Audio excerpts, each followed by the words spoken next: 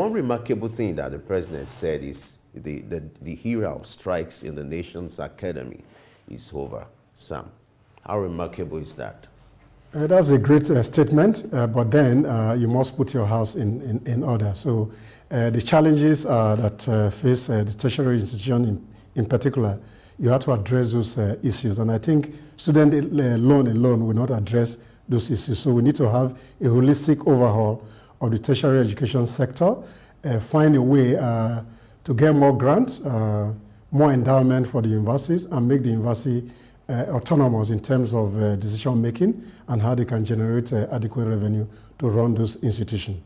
You said the student loan thing will not just be the only. What are other things that the president or the federal government needs to do to ensure that strike is no more an issue? I just mentioned the autonomy of the universities. Universities should be self-sustaining in terms of research grants, endowment. Share of professor can be endowed by businesses, and that to a very large extent will reduce a strike option for university teachers. So in that regard, we need to have a review of the education sector in general. Then he has promised that he's going to increase the funding for that sector from the current percentage to about 25%, which UNESCO has advised earlier. So if he's able to put those things in place, then strike, there will be no place for strike.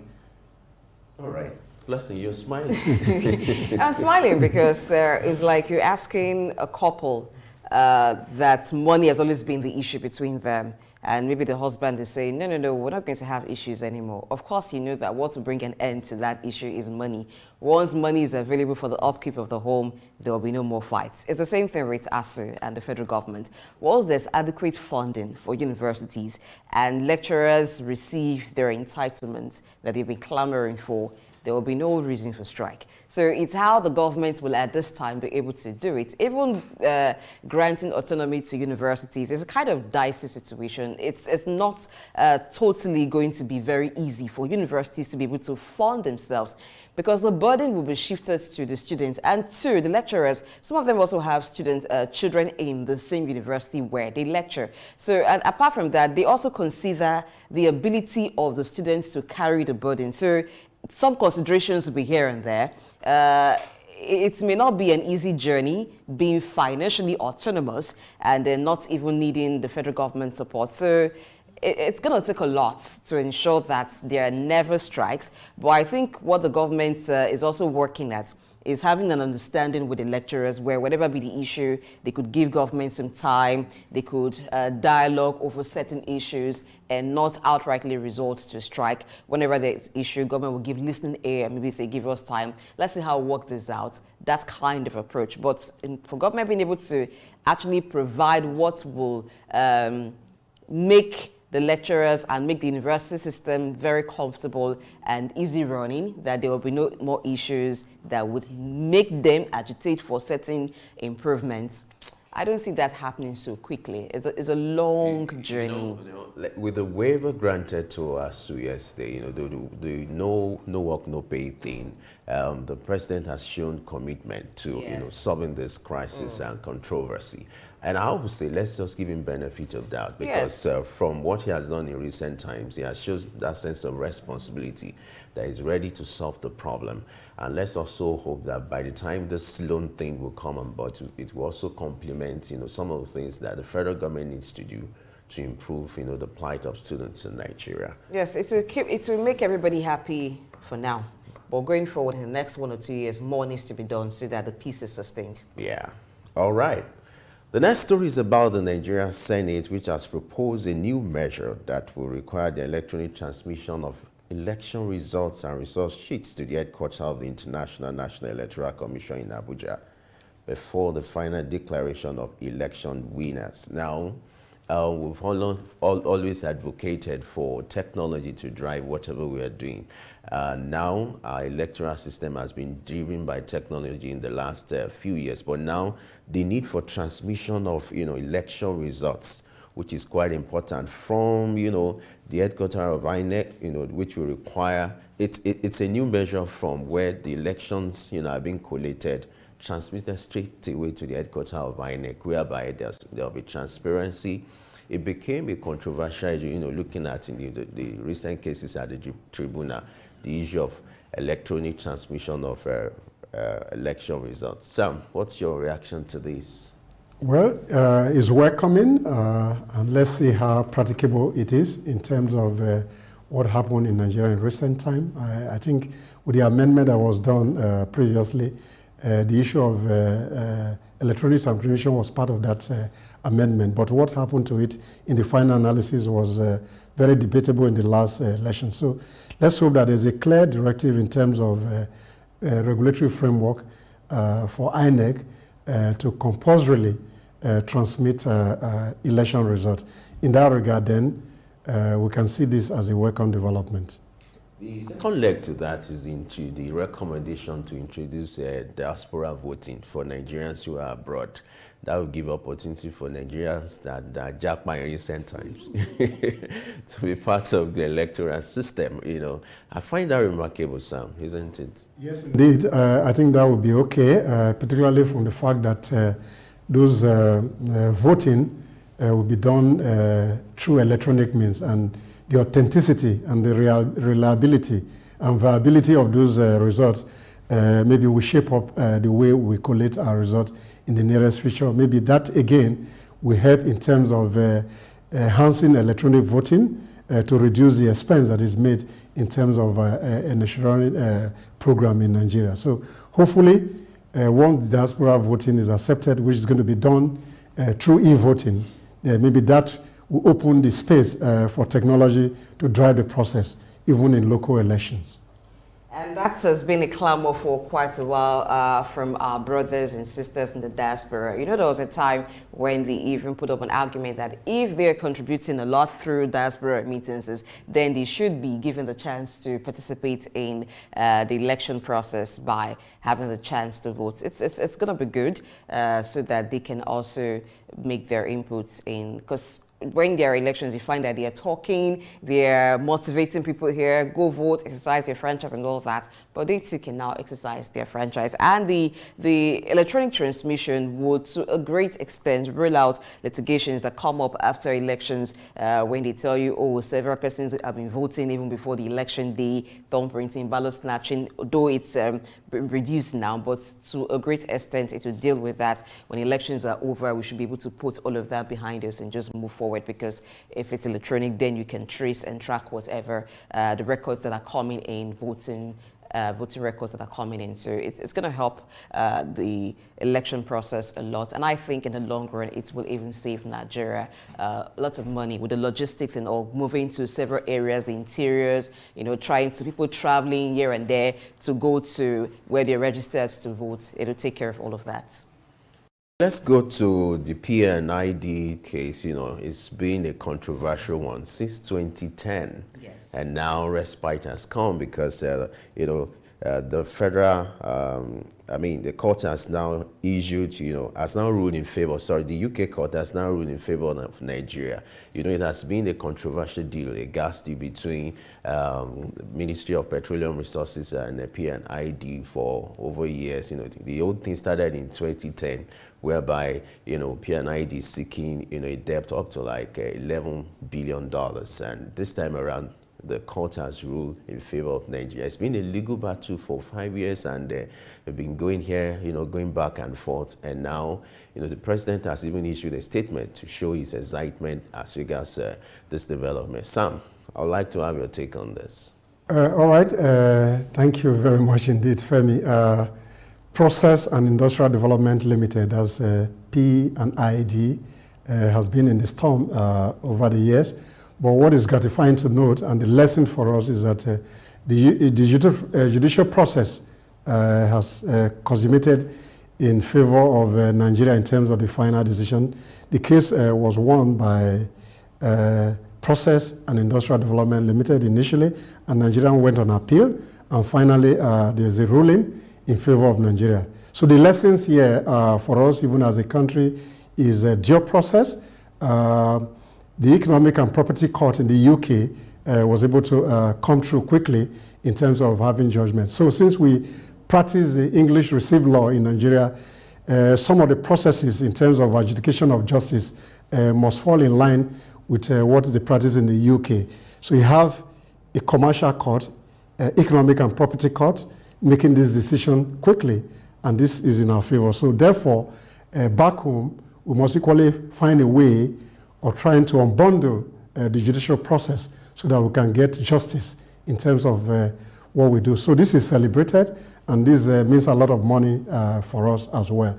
And on the other hand, even the lawyer that was involved in the process, that was accused of corruption initially, the court equally find him that in the process of the litigation, there was no corrupt charges, and he was professional. So these are core elements that we must take as lessons back home. And since we practice the English received law, we must find a way to unbundle the processes like I mentioned earlier. Why is it important to have a special day for, remembrance of the activities of United Nations? And will you say that over the years, they've lived up to expectation? Thank you very much, Femi. I think it's important to provide some little historiography of the United Nations. It came into being in 1945, coming out from the San Francisco Conference in California after the Second World War, with about 50 countries sat, and they tried to rationalize that's what you call the Debating Oath settlement and Yalton settlements. They brought 50 countries together to look at the issues that has affected the world all over, particularly with the failure of the League of Nations in 1919 after the First World War. So United Nations for the past 78 years has been responsible through the UN Charter in promoting global peace and security, and like you mentioned earlier, trying to resolve humanitarian crisis across the globe. In that breath, they have done particularly very well in terms of sustaining global peace and security. But on the other hand, there have been challenges in terms of how the United Nations has fared in the last 78 years. And there's a debate within the international system that the UN should be reformed further so that they can take the responsibility of global peace and security. These are core issues. There's been call for the Security Council to be enlarged. So these are debates, an ongoing debate. And I think in my personal view, there's a need to reform the UN architecture in line with modern reality.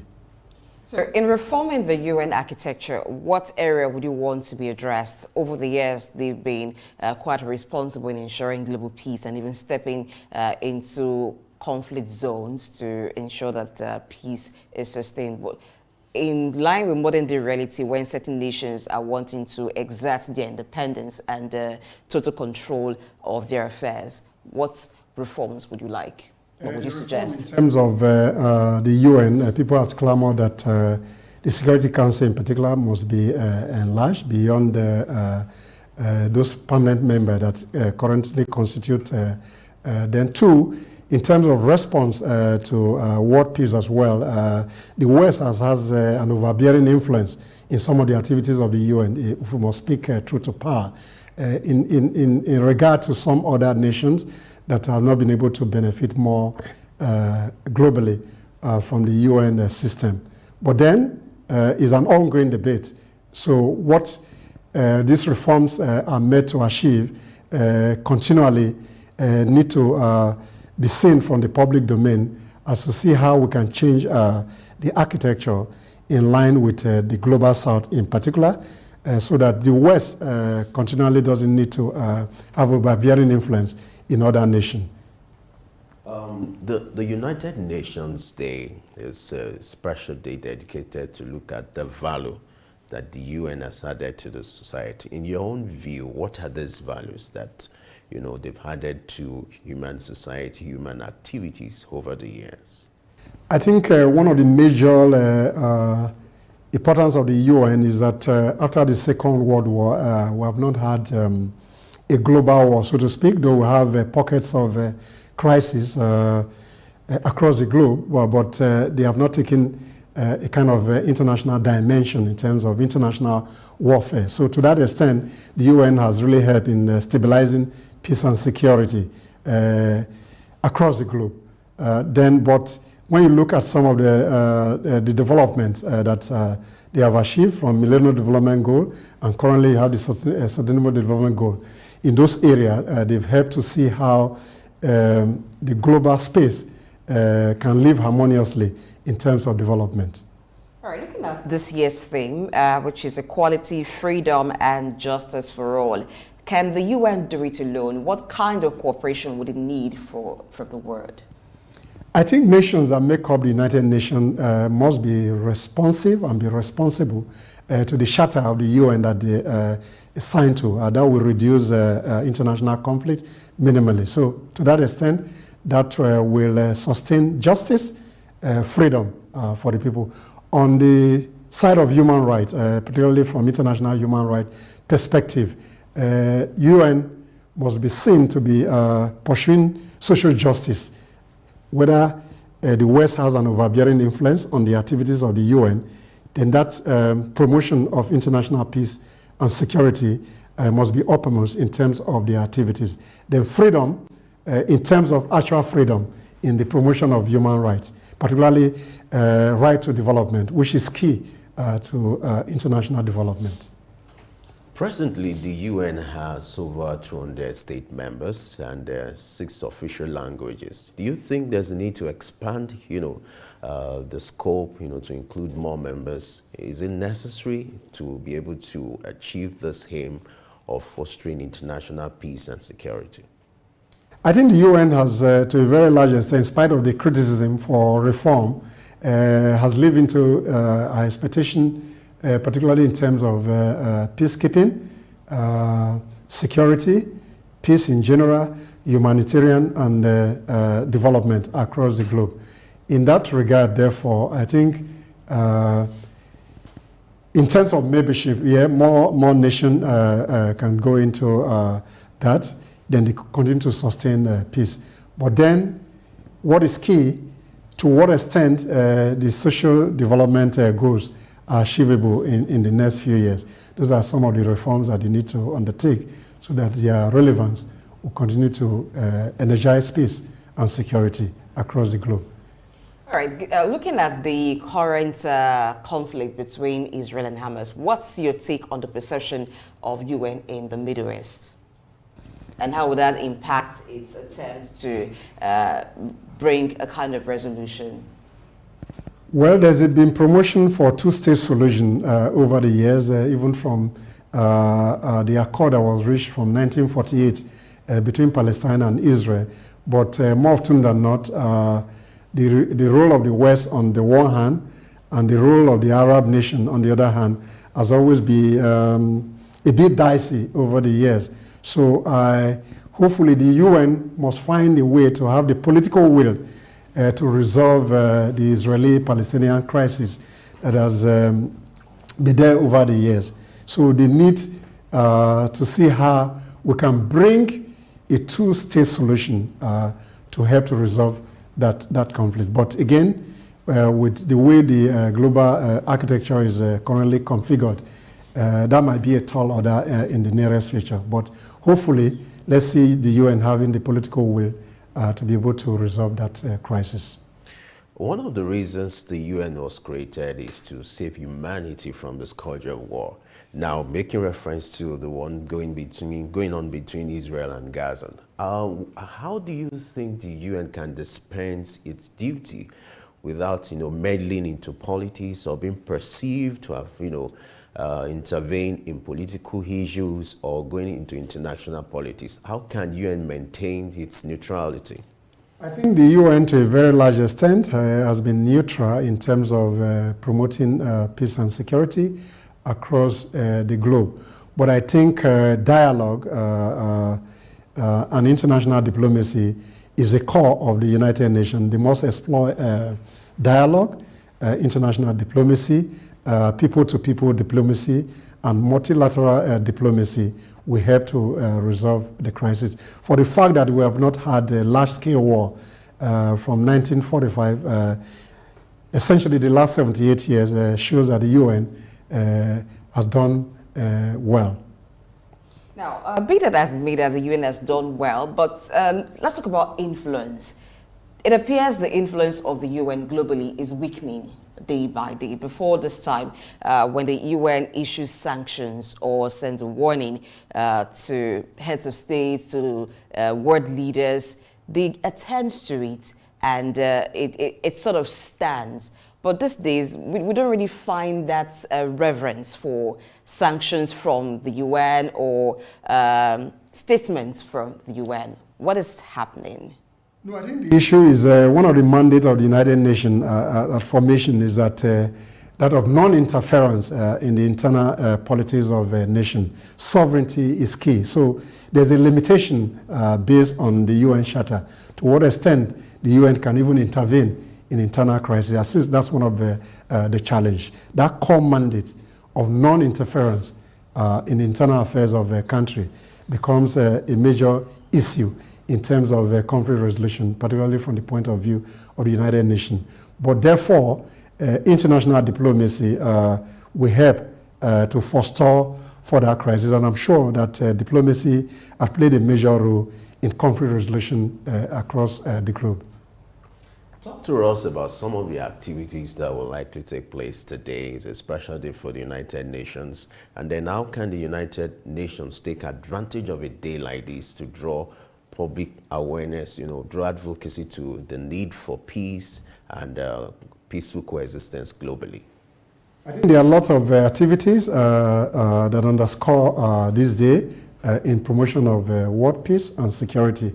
I think some activities, particularly from the point of view of the Secretary General, Antonio Guterres, is on climate action. So there are a lot of advocacy on how to foster climate change and how to mitigate climate change. That's one of the highlights. Some countries are focusing on issues of climate action. To that extent, in preparation for COP28 that is coming up in Dubai towards the end of the year, is on highlight for that to see how we can mitigate climate change. On the other hand, civil society organizations that work with the UN are focusing on advocacy on how to bring about peace, particularly to troubled regions across the world. I think a day like this underscore the mandate of the UN in the first instance and their promotion for international security and peace. On the other hand, providing humanitarian assistance, and particularly in the area of sustainable development, which is one of their programs for the next up to 2030, and see how we can see development as a major driver of human progress. Now, the UN also has work that's centered on social development, and to make this happen, they offer grants sometimes and even donations, charity to nations in Africa. But what would you want to see going forward, even as the UN is celebrating 75 years? What would you want to see change in that aspect? Not just giving off aid, but what would you want the UN to focus on as it concerns Africa and underdeveloped nations of the world? I think, one, they must stay on course with their mandate. They must promote peace and security, which is one of their core mandates, and see how we can escalate conflict, particularly from those regions that are always having issues. Then two, there should be more advocacy in addition to the grant that they give, particularly for the promotion of peace. Peace building initiative must be seen as a big sacrosanct among nations. Then we must expand the composition of the Security Council. That will help to bring some kind of universality which is meant for in the first place. As the celebration takes place globally, members, nations, they're expected to also celebrate individually, to look at the activities of United Nations in their respective countries. What do you expect on a day like this that the federal government should do to draw attention to the activities of the UN and then what it stands for, especially when it comes to peace and security? I think the UN have its own activities, and I'm sure that they will be collaborating with government agency, particularly with relevant ministry to promote peace and security. Therefore, what we should do a day like this is to highlight the critical elements of harmonious relationship among people. Peace is very essential, but you cannot get peace without justice. So we need to promote justice and human rights and the rule of law. Once those enablers are given, then you can sustain peace. So in line with that, what kind of action should countries of the world, particularly Nigeria, be taking to support the work ongoing or the work of the UN? The National Orientation Agency, which is an agency of government, must find a way to provide education in terms of peace building. They don't just come during election or when you have crisis. You must have core initiative that drive the process of peace building, peace relationship, then particularly from the point of view of community peace building. A traditional ruler, on the other hand, must sustain peaceful coexistence among communities. To that extent, that will help to sustain the global peace. When there's peace at the community, there will be peace at the state, and there will be peace at a country level, and that will go into the global level as well. Let's look at how challenging has it been for the United Nations to maintain its obligations over the years, and going forward, how challenging it might likely be looking at the present realities, the war going on between Israel and Gaza. You have a Ukraine invasion and all that, and how challenging is it going to be, looking at the global realities and then the demand to maintain the obligations? No, I think there's a challenge for the fact that you have a changing dynamics in the international affair. There are increasingly climate change action. There's a realignment in terms of global politics. You have issues of some countries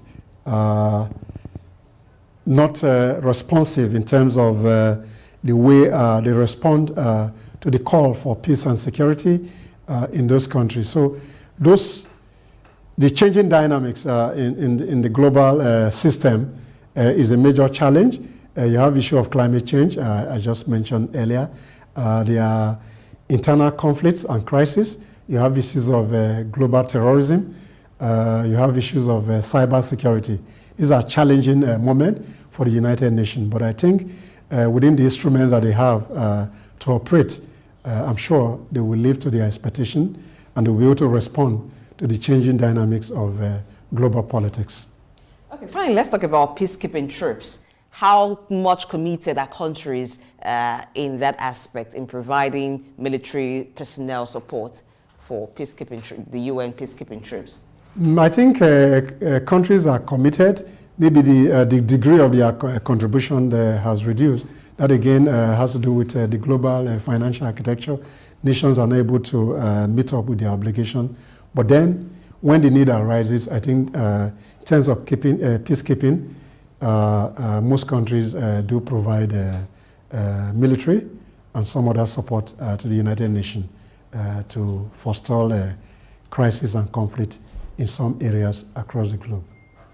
Let's do another score of the humanitarian activities of the UN. Over the years, you discover that, when it comes to providing aids to those who are displaced or victims of war, you always seem UN to be at the forefront, providing the services.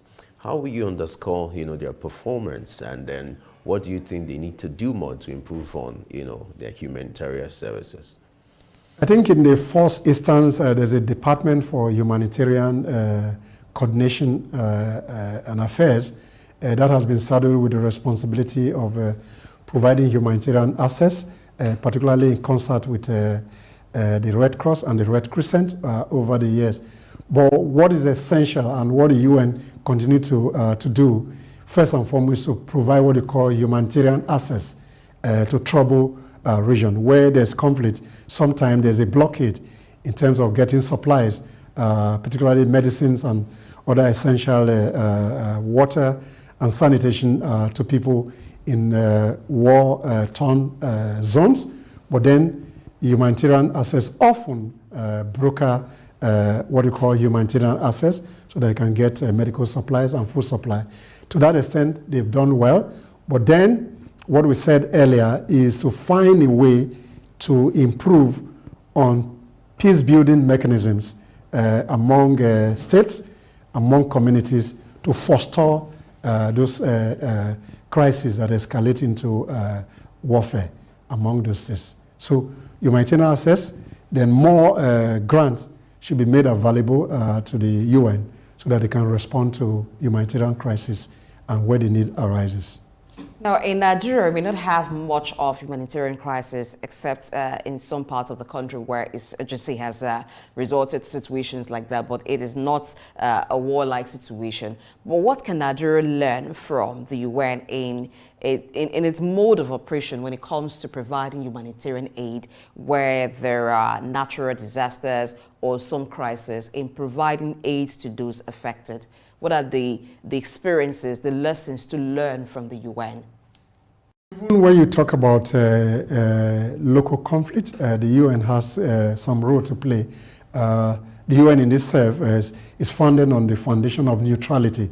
To that extent, even some of the humanitarian assistance that you even have in northern Nigeria are brokered by the UN. At the international level, the engagement with the UN by the government must be robust, so that when crises do occur, they are able to use the UN based on its neutrality to resolve and provide humanitarian assistance to crisis zones. One of the obligations, vested on the UN is also to host international court hearings. How much of that have we seen in recent times, and what role do you expect the UN to play more when it comes to hosting international, court hearings, and what interest will it be for them?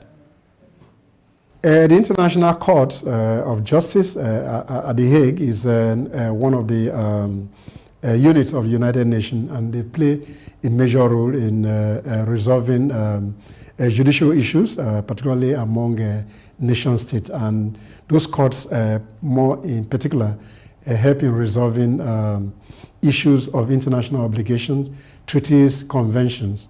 And to that extent, they have done particularly well. There are other new judicial processes like the ICC, International Criminal Court, that has done with issues of war crime, crimes against humanity.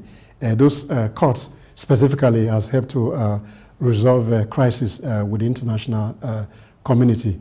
So war crime that are being dealt with, crimes against humanity are equally dealt with by those special courts. Looking at this, I know that it's going to be a win, or it looks like a win for the New Frontiers, but it also looks like there's a political side to this, where you have the BRICS. You cannot but think that it's also about breaking the Western and American dominance. I think in my view, the BRICS themselves are equally looking for towards emerging markets and new frontiers for their own business benefits. So I don't think this politics is trying to see how emerging markets can impact in terms of the businesses they do with those countries. So from my own perspective, I think politics is not really the issue, because the emerging markets and new frontiers are equally pulling investment from their own region as well, so that they can take advantage of the potentials in the emerging markets. Those are my views. All right, let's look at the interplay of these new activities on the climate. The activities that will encourage exploration, because we're talking about the commodity market and considering destinations that are high in resources, there may be some environmental impact. So what's the balance, or how do we ensure a balance when it comes to protecting the environment, being aware of the effects of climate change? Okay, for business sustainability, there's a need to do environmental impact assessment, and some of those companies coming to the emerging markets must find a way to see how sustainable their business will be, and so that they can impact the environment positively. So they need to do impact assessment to the extent that they can mitigate climate change as well. So emerging markets must equally take advantage of these new investment portfolios that this summit offer, particularly to Africa, and in this case, Nigeria in particular. Okay, let's look at how Nigeria can take advantage, because Africa has been perceived as the new frontier when it comes to emerging markets. We are taking the lead. The interest now for international investors is Africa. And when you talk about Africa, Nigeria is of interest as the giant of Africa. So how can Nigeria take advantage of this kind of interest from international investors to be able to achieve economic growth and development, even when it comes to FDI, foreign direct investment, to boost it in terms of revenue? For strategic business partnership, I think key for Nigeria is ease of doing business. The country must find a way to provide a favorable environment for investment to thrive. Issues of multiple taxation, issues of security must be tackled so that you can pull in investment, particularly from the BRICS nation that have interest in trying to move into new frontiers. Now look at cryptocurrency, because Dr. Bashir was talking about technology, which is one of the business trends in the emerging markets, and which they're also bringing into new frontiers. In a country like Nigeria, it has been downplayed, and there's been some attempts to kind of regulate the activities of people using cryptocurrencies. But this is a global business trend. How do we take advantage of this? I think the central bank must look at these issues again and see how we can take advantage of the new dynamics in the financial market, particularly new frontiers and emerging market, so that we can take due advantage. Technology is a driver of new investment, so we must exploit technology, cryptocurrencies, in a way that it benefits the country. All right, conferences like this or summits like this have been held before globally. They've been held at different points, even the Davos conference, the yearly conferences that are held there. But particularly the one that deals with technology and innovation. From your view of the FRI summit, what do you think is different about this compared to the Davos conference on technology and innovation and other conferences that have been held globally? I think in my view, I think this is just a mini Davos that is targeting the Arab nation and Africa in particular, to see how they can signpost the business opportunity that exists in this sector. So this kind of conference bring investors, government, and other key strategic stakeholders to take advantage of those opportunities that exist in new markets or new frontiers or emerging markets. To that extent, I think conferences like this bring government and investors together and see how they can exploit those opportunities that exist in these new markets. Let's start with your view on the significance of this program. Do you think is needed? Do you think is necessary? What are your submissions as regards the merit and the demerit? I think essentially social safety nets are universal concepts globally, adopted even the United States of America, that subscribe to so many of social safety nets. You have the one for social security that is very common. You have for Medicare. You equally have for food supply. So it's a universal concept that deal essentially with vulnerable families within society, what we call poor, the very poor. And over the years, they aggregate the statistics of those who are really, really vulnerable household, and a program is targeted at them so that you can reduce poverty and trying to bring some economic stability The World Bank research has shown that over 36% of all the social safety net across the world has been very successful, and I think that is not really a bad statistics. But the challenge is to what extent is this really impactful? To what extent are these data authenticated? So those are some of the issues that we need to speak to, particularly in our client, to see how the very poor in society can benefit from those social safety nets. So how can the success of the social investment programs be evaluated? What are the metrics to evaluate the impact? Essentially, there's one very successful case study in Brazil called the Bolsa Familia. What it did was to give civil society organizations to do impact assessment. So this can be measured. But then they were tied to certain conditions. To what extent can you enroll your wards into schools?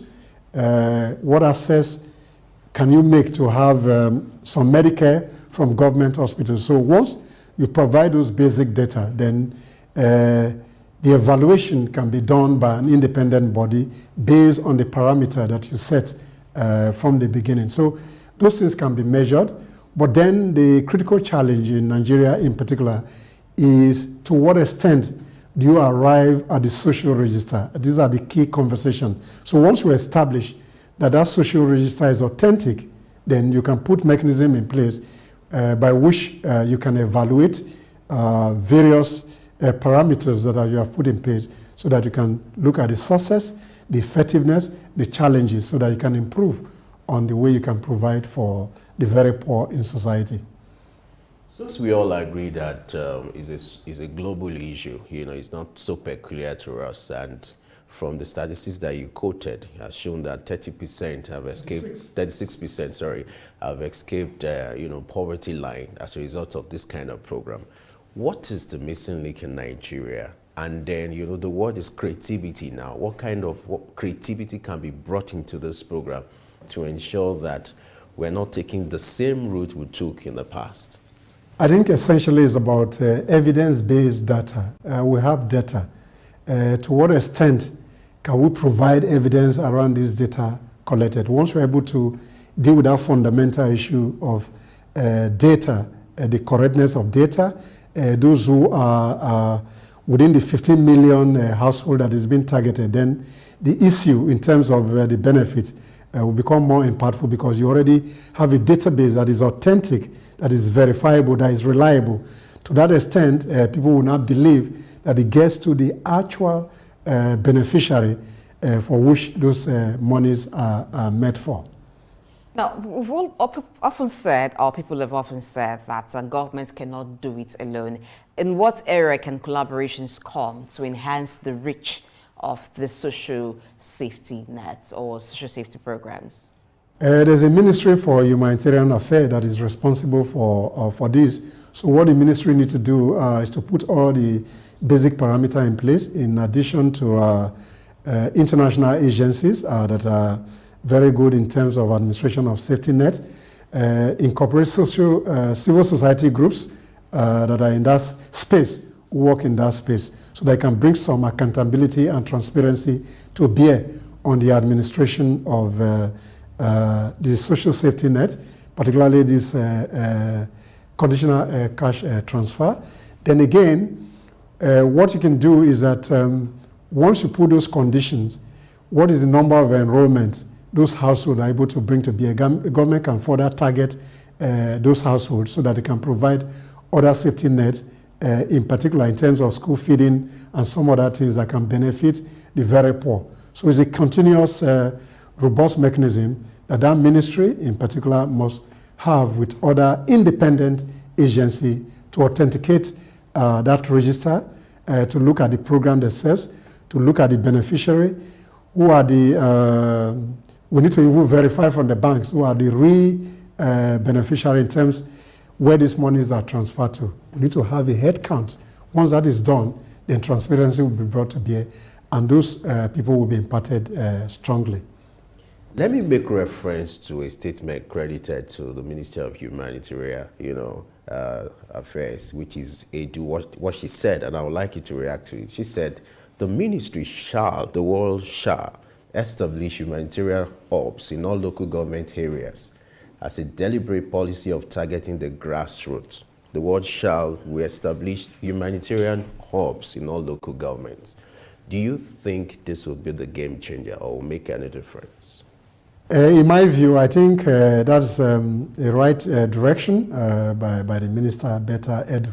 So what it is that once you create this humanitarian hub, then you must find a way for an independent agency to authenticate those who are registered, the way the food, if it's food they are distributing, if it's cash, we need to have a database of the beneficiary. To what extent does he have in those communities? To that extent, the development of humanitarian hub is a welcome development. I just think that we need to have people that will track it independently. Government is supposed to be a continuum, but looking at some of the social investment programs that were started by previous administrations, there seemed to be no continuity. For instance, the school feeding program. How should social investment programs be run? Per time, when the situation calls for it, and it stops when that challenge seems to be over. What's your take on that? For me, in my personal view, I think there should be an aggregate way of dealing with the poor. I don't think we should have various schemes in isolation. So it should be a basket. Maybe some communities, the focus should be on school feeding. In some community, should be a conditional cash transfer. In some community, it might just be Medicare. So the peculiarity of the needs of those communities must be uppermost. Or in some cases, a bouquet of all those options should be deployed so that it can really benefit the poor. So I don't think it's, you must have a feeding program at a particular point in time, conditional cash transfer at another, Medicare. I think it should be holistic and see how that can benefit the very poor in society. All right. Let me refer to the statement made by the president. The president said, let the poor breathe. So what do you think, way forward now, you expect the president to do? Not just talking about letting the poor breathe, but what do you expect him to do this time around, to help the plight of the poor people, take them from the poverty line, even though accurately you can't solve the problem of poverty, but you can reduce it to an extent. So what kind of policy, what kind of program, what kind of activities are you expecting to complement what is said, that let the poor breathe? I think the social safety nets are just social intervention that bridge the gap. But essentially what these schemes has done elsewhere is to move people from that poverty level to some level of economic stability. So what do you do to bring them to some level of economic stability? You tie some of these projects to some empowerment project with a view to upscaling their earning capacity so that they can feed themselves and do better. So number one, the government must find a way to improve on the infrastructure. There must be some development at the rural level so that people can even bring their produce into the market. They should have access to the market that will improve on their economic opportunities. So people will not remain poor once they are empowered.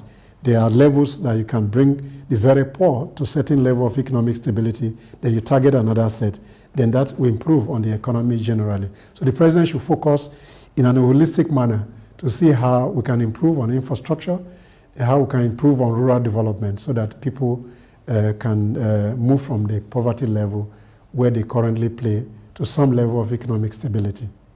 In moving the poor from the level of poverty above the line of poverty, there is also the need to ensure that people do not fall below the poverty line. And in days like this, we've heard, we've gotten to hear people complain that vulnerability now is relative, that a lot of people are vulnerable in one state or the other. What is the chance of expanding the social safety net to cater for some persons who may not be the poor of the poorest, but are just struggling between maintaining life above poverty line and falling over below the poverty line? I think the issue of vulnerability is debatable, but for the purpose of our scheme, I think the very poor in society, based on the various parameters for measuring poverty and social empowerment, the very poor are really the very poor. So this concept of that many Nigerians have become very, very vulnerable is debatable. But nevertheless, I think what is key is the government ability to really move people from that very base to the level which they can have some level of stability. Essentially, it's not contributory, it's just government trying to really just pull certain people. And this has been successful elsewhere, where people have moved from the very, very local base to a level where sustainability in terms of their earning capacity has been improved upon. So empowerment, government should do more empowerment in a way that we can pull more people. Those who become more vulnerable, I think there are other opportunities in the space that can take care of them. So, but let's target more on that 15 million households. All right. What do you expect stakeholders, like organizations, private, because here in this climb, the focus is always the government has to do this, the government has to do that. What role will individuals, private organizations will play in alleviating poverty or reducing it so that it will complement the efforts being taken by government? I think in addition to that, what people can do is to find a way to make grants, funding available to the Ministry of Humanitarian Affairs so that they can expand the scope of what they are doing. So individuals that are very rich in society can make some contribution to the ministry in particular so that they can address this issue of poor in society. On the other hand, government need to streamline the social register that is very, very contentious. Therefore, the humanitarian hub that is a new initiative of the ministry must see how civil society organizations, communities, and individuals can support those hubs so that become more beneficial to the very poor in society.